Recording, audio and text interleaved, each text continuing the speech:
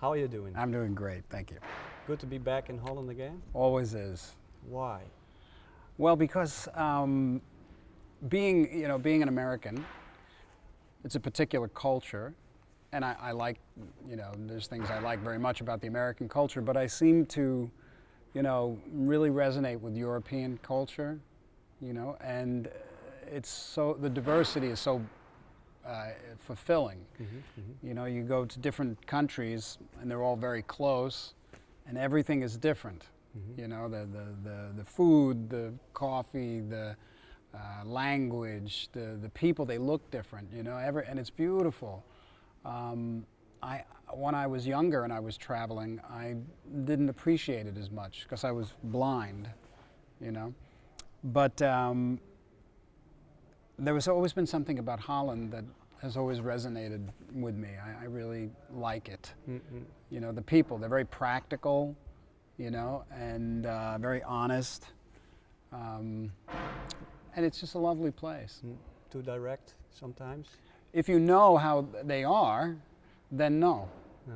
But it's like if you go to Italy, when you're having a conversation with somebody, my heritage is Italian, my parents, so when they're talking to you like this, it doesn't mean that they're really angry.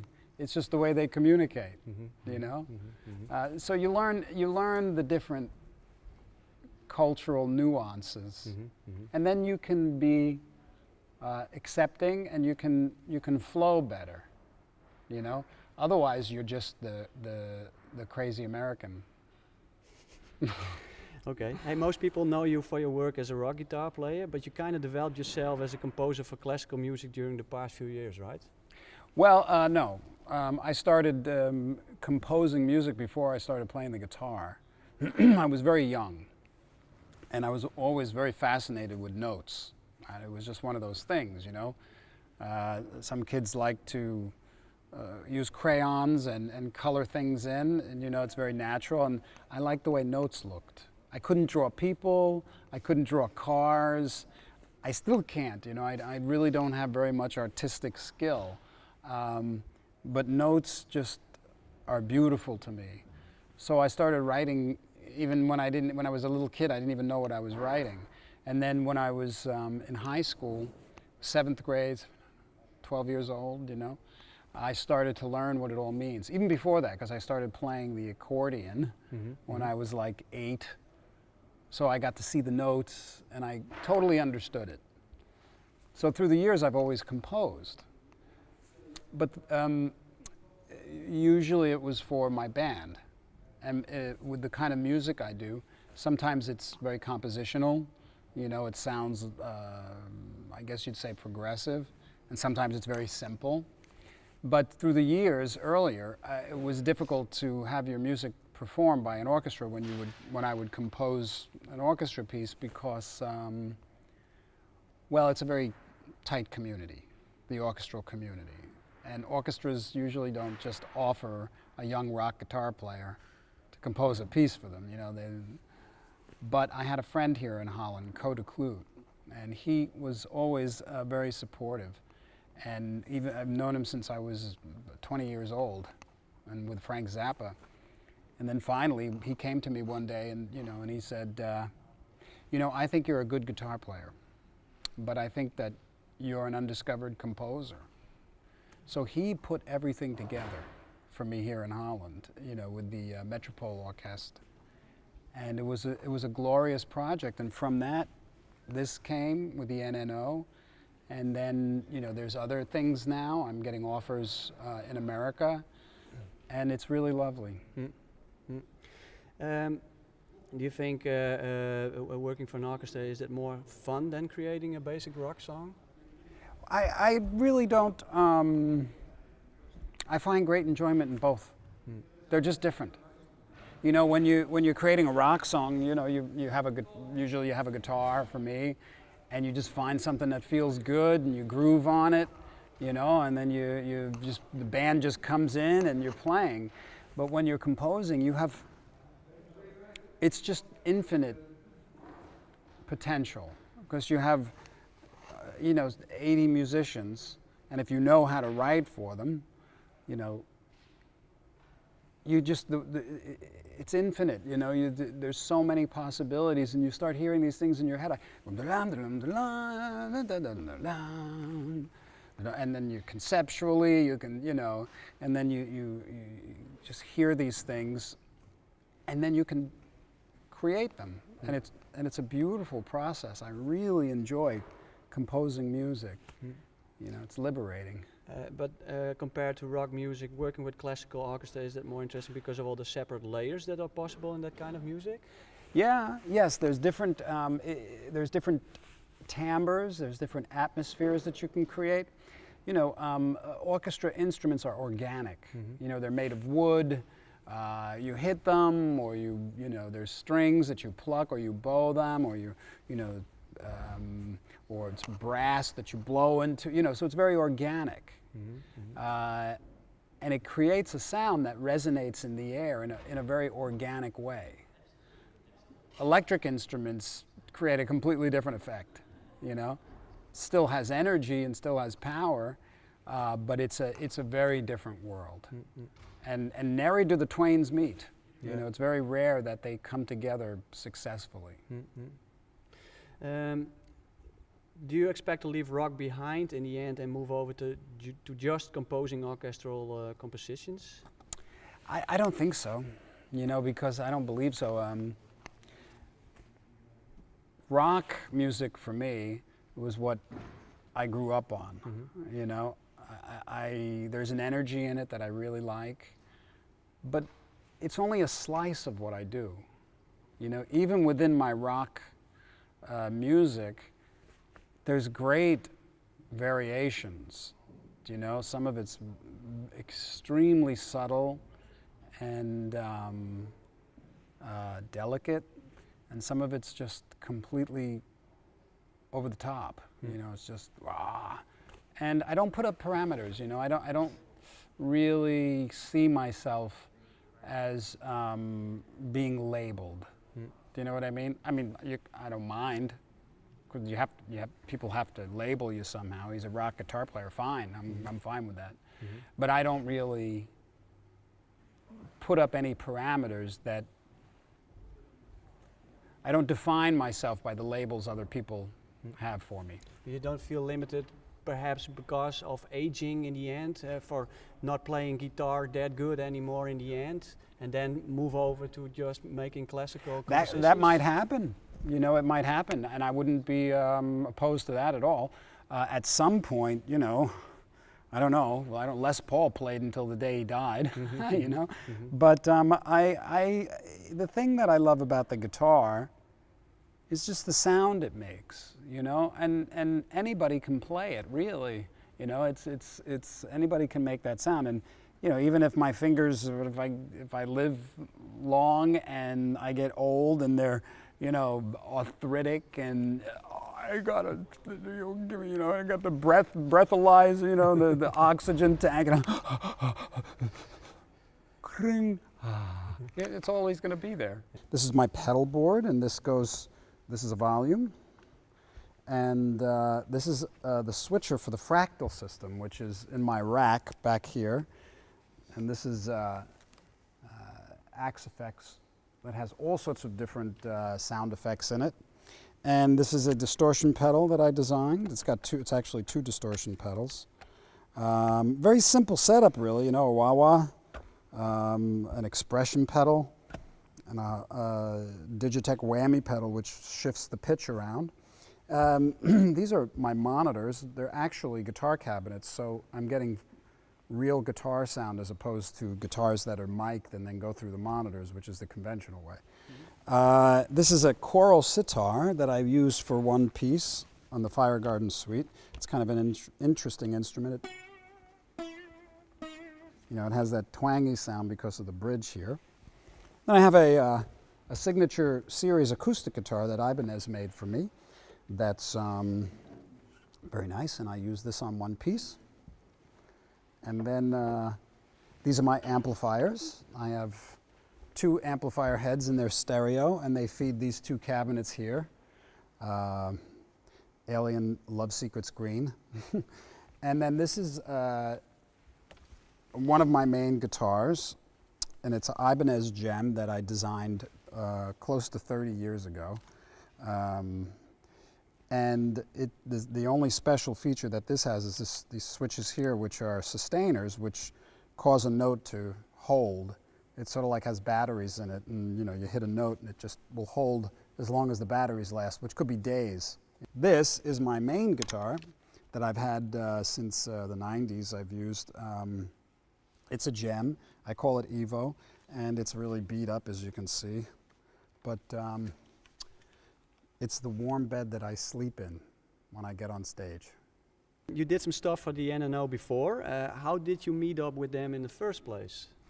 My friend Coda Clue, after we had done the project with the Metropole Orchestra, I made a record and a DVD, and he introduced me to Marcel Mondos, who is the creative director of the NNO. And it was very risky for Marcel to ask me to compose a piece, because I'm an unknown in the world, in the classical world, and who would think a rock guitar player can compose music? Mm-hmm. But with the success of the Metropole project, which the record is called Sound Theories, and the DVD is called Visual Sound Theories, and there's some great stuff online. I think one of my online, it's got like 15 million hits or something. I don't know, But because of that, some orchestras are very interested in branching out and finding new dimensions. It's natural for them to do that. They have to, because that's how things evolve. There'll always be, catalog pieces that are played from the past, but it's going to be the past. And they need to introduce new dimensions of music. And contemporary music has really hit the wall. Mm-hmm. Conventional contemporary music, it's very intellectual, it's very noisy, and a lot of people aren't coming to see it, mm-hmm. Because it's very enjoyable for a particular type of listener, mm-hmm. but not the majority of people, mm-hmm. So as a result of that, I think there's an evolution that's happening, I like certain contemporary music, but my music, I wouldn't consider it contemporary, mm-hmm. Because, there's elements, but I like melodic music, even if the melodicism is kind of disturbing at times, But I wouldn't, define what I do as contemporary. I don't define it at all. Mm. So what happened was Marcel took a chance, and I was very fortunate.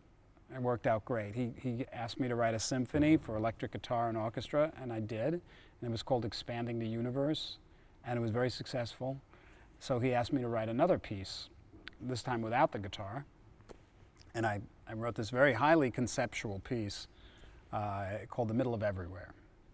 And it was relatively successful. It was a very dense, complex piece, But there was a reason for it. The second movement, he invited me to compose for this festival, and it's called The Still Small Voice. And I play guitar, but I only play one note. For this time? Yeah, the note sustains for 17 minutes. I think I explained it, yeah. And there'll be a third movement at some point, hopefully. Okay. But it's really nice to have this kind of a relationship with such a great orchestra. Yeah, well, because I can imagine that you get requests a lot to feature in different musical projects. Are there a lot you refuse? What kind of projects? Well, for instance, bands, artists, perhaps even other orchestras that like to feature you? At least once a day. I'm very lucky that way. Yeah. But I can't do it all. I just got an email today from a friend of mine that's working with some very, I can't, you'd know them if I mention them, but and they want me to write something for their movie stars, and I just can't do it. For what reasons do you refuse them? Because I'm touring. There was a time when I didn't refuse so many opportunities. And then I discovered that I was doing something for this person and then doing something for that person and, you know, maybe collaborating with these people. And it was all beautiful and I enjoyed it all very much. But then, you know, I picked my head up and it was 6 years between solo records and 5 years between a tour. And I just said, what am I doing? This is crazy. The most important thing to me is, not the most important thing in my life, but one of the most important things. Musically, yeah, it's my music, Yeah, you know, yeah. because I have an opportunity to create the music that I hear in my head. And a lot of people, you know, they don't have that opportunity. Everybody has that opportunity, but I'm just blessed with having the ability to be able to make a living at it. And that's what I like to do. So that's why I just, you know, it's natural. I mean, you probably come across similar things in your life, you know, every day. You know, where you work, there's probably people that call you to do all sorts of projects, and you can't do them all. You just can't. So you have to pick and choose. Yeah. So what made the NNO so special to work together with them then? Well, first they were willing to do it, you know. But then I developed a very close relationship with Marcel Mondos and co, and the orchestra, because this is my third time back, and so you get to know people, and they're lovely people, and you know they're professionals, and they take what they do very seriously, and I think to some degree I might be sort of a little bit of fresh air because I'm a rock musician, so I don't have I'm not cultured like a serious classical musician. I don't take things seriously. You know, I'll just stop and I'll speak and, you know, I'll talk and I'm not very stiff, you know. Not that they're stiff, but sometimes we play the roles that were expected, you know, so classical music is very serious and, you know, it's, you know, I don't play that role, you know, I'm just, so I think it's refreshing because then they can relax. Yeah. Are they more special than other orchestras? I haven't really worked with many orchestras playing my music, but I worked with the Metropole, and they were very special in a different way. They were young, and if I wrote improvise, they understood, you know, and they were willing to take risks and chances. Do you know what I mean? Whereas something like the NNO, they're very seasoned, you know, and you give them a piece of music and they make that music speak like the whole orchestra breathes together in a mature way, in a sense, you know, where the Metropole is more, you know, intense energy, you know, youthful energy, which is really great for particular compositions. And the record that I did with the Metropole was just it was a great kind of merging because I was a rock musician basically, and you know, they were young, and so the compositions worked very well with them. But I don't know if I would give them a composition like this when I had an opportunity to give them something that was more appropriate for them. And I don't know if I'd necessarily give some of the things I write for them to this orchestra. They're very different. You're doing a world premiere of at least 2 new tracks this night. I'm doing a world premiere of a new piece that I recently composed called The Still Small Voice, but I'm also world premiering the orchestration of a piece from one of my records. I have a record called Fire Garden, and there's a piece on there called the Fire Garden Suite. And it goes through all these changes, and in my mind, when I composed it back in, do you remember when Fire Garden came out? 96? Thank you. In 96, you know, I tried to, you know, what was at my disposal at the time was things like samples and, you know, it still had orchestral instruments, but they weren't real, you know? And all through my life since I've written it, I felt, you know, oh boy, one day. And then this opportunity came and I said, this is it. You better do it now. And it's just really nice. You talked about a 70-minute note playing tonight, so no shredding action then on your guitar tonight? Not on that piece. 17. Yeah, 17. Yeah. Yeah. It's very difficult though. You'd be surprised because the part doesn't call for just one note. I have to stand completely still for 17 minutes, and I haven't had an opportunity to do it yet. It's very difficult. It'll probably take me years to get it because it's a meditation. The piece is like a meditation, you know? And not the orchestra. They're going berserk sometimes. The Fire Garden Suite will have enough shredding for somebody to give themselves a Guitar World hernia. Okay. You've influenced and inspired a lot of guitar players around the globe during the past decades, but what kind of music does inspire you after all those years? Well, you know, you'd be surprised. I like music, I should say, I resonate with music that I feel comes from artists that are very connected with the voice of inspiration, you know? And you can tell. If I go to listen, like if I have free time and I go to listen to music, I'll reach for Tom Waits. I think that he's completely connected, you know? Frank Zappa still. Recently, there's a musician, Devin Townsend, is a metal artist. He's just very connected. Yeah, you know, and it, as you can see, it varies tremendously. You know, if I listen to classical music, I like Ligeti, Georgie Ligeti. I listen to Berio. I think these guys are really connected. They resonate with me. It's relative, you know. I like Stravinsky, obviously. Elliott Carter. If I listen, see, I don't really listen to classical music, like Baroque or Renaissance. I mean, I've heard a lot of it, you know. And of course, I appreciate it, and at times I'll listen. But I like music that is completely unexpected. You don't know what's coming, but it's not what you expected, and it's fulfilling. You know, that is as far as classical music goes. And last question. Tonight, after the show, there's going to be a meet and greet with you and your fans. And there are a lot of people that are aching to talk to you or get an autograph. Are you looking forward to that? Yeah, I always enjoy talking to the fans.